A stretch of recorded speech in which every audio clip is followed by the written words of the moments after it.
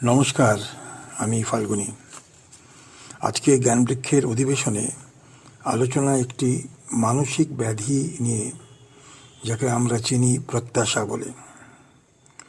মানব জীবনে প্রত্যাশা একজন মানুষ অন্যজনের কাছে উদ্দেশ্য কিছু প্রাপ্তি, যেটা পাওয়া তার ক্ষমতার বাইরে, অথচ মানুষ মাত্রই কিছু প্রত্যাশার শিকার। প্রথমটি নিজের সংসারে নিকট আপনজনকে ঘিরেও, উদাহরণ পিতামাতা তার সন্তানের কাছে। দ্বিতীয়, কর্মক্ষেত্রে উন্নতিকে ঘিরে। তৃতীয়টি জীবন প্রবাহে কিছু মানুষকে ঘিরে, যারা চেনা অচেনা, জোর করে সম্পর্কে আসা মানুষদের কাছ থেকে, যারা ছলে কৌশলে বেশি প্রভাবশালী, ক্ষমতাবান, অর্থবান মানুষদের, বিশেষ করে তাদের কাছ থেকে ছলে কৌশলে আবেগ তৈরি করে কিছু সুবিধা, অর্থ জোগাড় করতে চান এবং মাঝে মাঝে করতেও পারেন। সবটাই নিজের অক্ষমতার জন্য।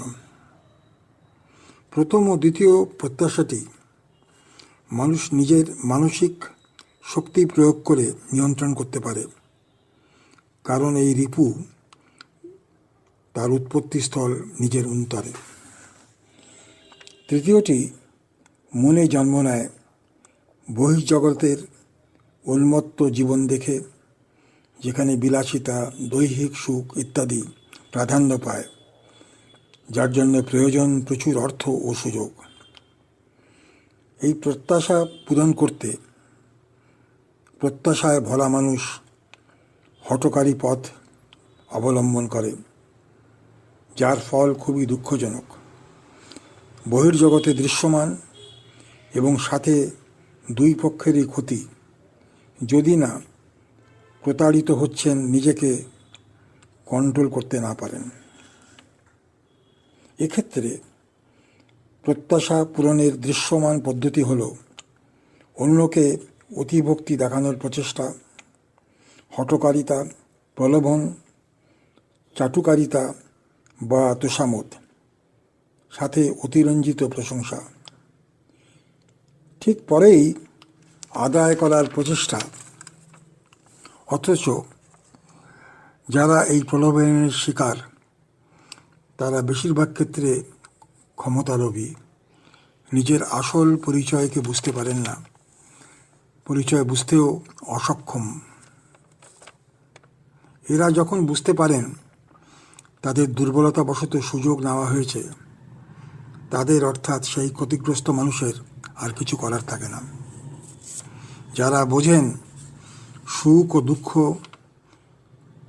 তাতে বিচলিত হবেন না, যারা জানেন সব কর্তব্য ঈশ্বর নির্দিষ্ট, যারা ফলাফলের দায়িত্ব ঈশ্বরের উপর ছেড়ে দেন, তারা এই তৃতীয় শ্রেণীর প্রত্যাশা বা মানুষের হাতে ক্ষতিগ্রস্ত হন না।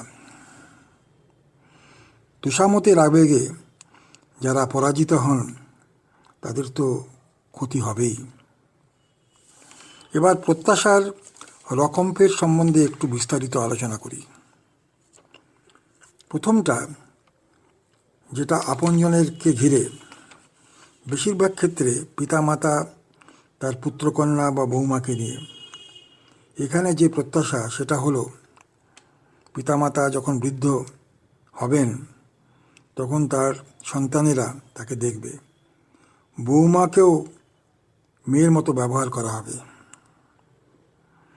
আবার আর্থিক সংগ্রামে বিভোর সন্তানেরা চায় পিতা তার সম্পত্তি ইত্যাদি এখনই দিয়ে লিখে দিক, যাতে তারা সচ্ছল অবস্থায় ফিরে আসতে পারেন।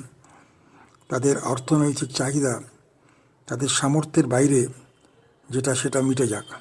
হয় না, কারণ এই প্রত্যাশা প্রচণ্ড স্বার্থজড়িত ও শান্তি বিঘ্নিত করে। অন্যের দিকটা কি সেটা বুঝতেই তারা অসমর্থ হন।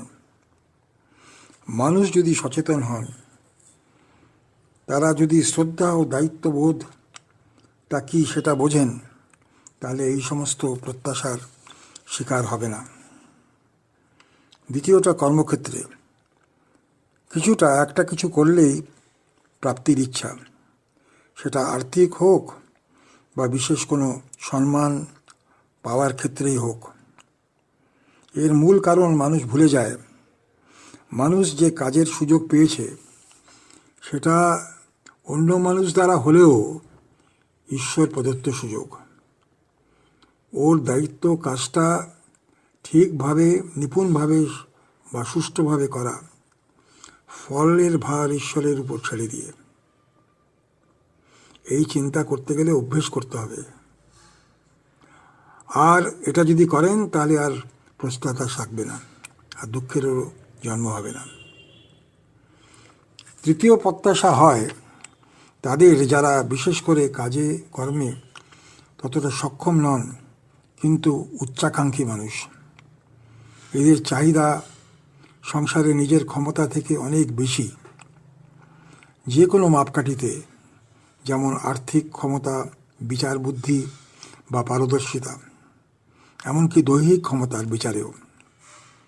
সেই মানুষরা সমাজে খুঁজে বেড়ান অন্য মানুষকে, ওই সমস্ত মানুষকে যাদের কাছে ক্ষমতা, অর্থ বা অনুরূপ শক্তি আছে, যার কাছ থেকে ছলে কৌশলে তারা কিছু আদায় করতে পারেন বা তাদের মোহগ্রস্ত করে।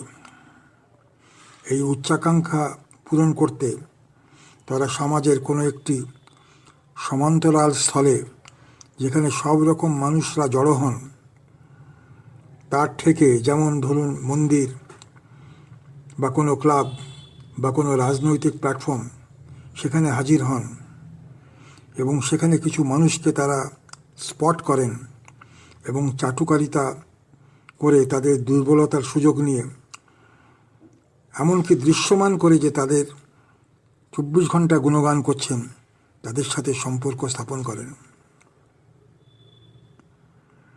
পরে দেখা যায় যখন সেই মানুষ ক্ষতিগ্রস্ত হয় যে সবটাই ছিল চাতুকারিতা, সবটাই ছিল হঠকারিতা। তারা সুযোগ বুঝে অতিভক্তির আস্থা দেখিয়ে এমন কিছু চেয়ে বসেন যেটা সেই অচেনা মানুষ আপ্লুত হয়ে দায়ে পড়ে এমনকি অর্থ ইত্যাদিও দিয়ে দেন। পরেই সে বোঝেন যে সেটা তার স্বার্থের বিরুদ্ধে হয়েছে। ক্ষতিগ্রস্ত হয়ে বোঝেন তিনি প্রতারিত হয়েছেন, তখন তার আর কিছু করার থাকে না। এক্ষেত্রে কিন্তু দুই পক্ষেরই ক্ষতি হয়। যে প্রত্যাশা পূরণে অন্যকে প্রতারিত করলেন, সমাজ কিন্তু তাকে চিনে ফেলেন। তার আসল অর্থ উপার্জনের ঠেকরাও তাকে বর্জন করেন। সমাজে দৃশ্যমান প্রতারক হিসাবে চিহ্নিত হন। এই মহাপাপী মানুষকে ঈশ্বর সাধনায় কোনো ফল ঈশ্বর দেন না। আর যিনি প্রতারিত হন, উনি যখন বোঝেন তখন তিনি বলেন, অতি ভক্তি হলো চোরের লক্ষণ। কিন্তু সেটা তার হয়েছে দুর্বলতার জন্যে, তখন তার কিছু করার থাকে না। সুতরাং বুঝতে হবে, কোনো বাড়তি সম্মান যেটা আপনি তার যোগ্য নন, সেটা যদি আপনাকে কেউ দিতে চেষ্টা করে বা প্রলোভন দেয়, তাহলে বুঝবেন সেটাতে আপনার প্রতারিত হওয়ার চান্স আছে। এই তৃতীয় টাইপের প্রত্যাশী প্রতারকরা সমাজে প্রচুর আছেন। তারা সর্বদা প্রলোভন দেখাতে চান এবং প্রলোভনে যে সমস্ত মানুষরা প্রতারিত হতে চান তাদের সাথে যোগাযোগ করেন। সুতরাং সব মানুষকে আনন্দের সাথে বাঁচতে হলে প্রত্যাশা নিয়ন্ত্রণ করতে হবে।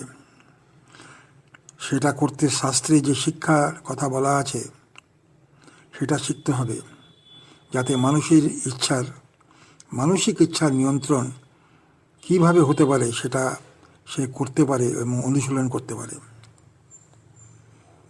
কিছু সহজ নিয়ম আলোচনা করি। প্রথমটি হলো ঈশ্বরের প্রতি বিশ্বাস ও আস্থা। এটা বুঝতে হবে তিনি আপনাকে পৃথিবীতে নির্দিষ্ট কাজে মনুষ্যরূপে মনুষ্যের জন্ম দিয়েছেন। এটা আপনার সুযোগ।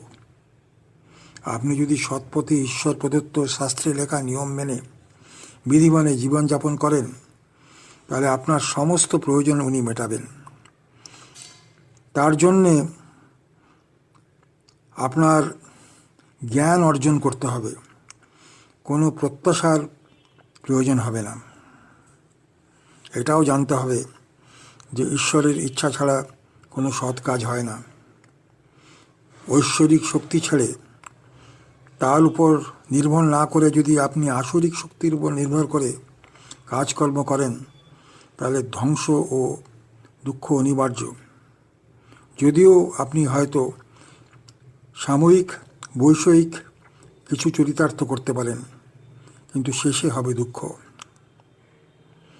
প্রত্যাশা যা দেহের সুখের জন্য বা প্রয়োজনের অতিরিক্ত নিজের ইগো বা ঐশ্বর্য প্রদর্শনের জন্য, সেটা ধ্বংসাত্মক। প্রত্যাশা শুধু করতে পারেন ঈশ্বরের কাছে তার করুণা প্রার্থী হয়ে। তাই লোভ বর্জন করুন। দৈহিক সুখের জন্য কোনো অনৈতিক পথ অবশ্যই ধারণ করবেন না, কেন শেষে দেখবেন দুঃখ। যে মান সম্মানের জন্যে আপনি ব্যাকুল, সেটা কিন্তু কোনোদিনই হবে না। কোনো কাজ নিজে ফলের আশা রেখে করবেন না, ফলটা ঈশ্বরের হাতে ছেড়ে দেবেন।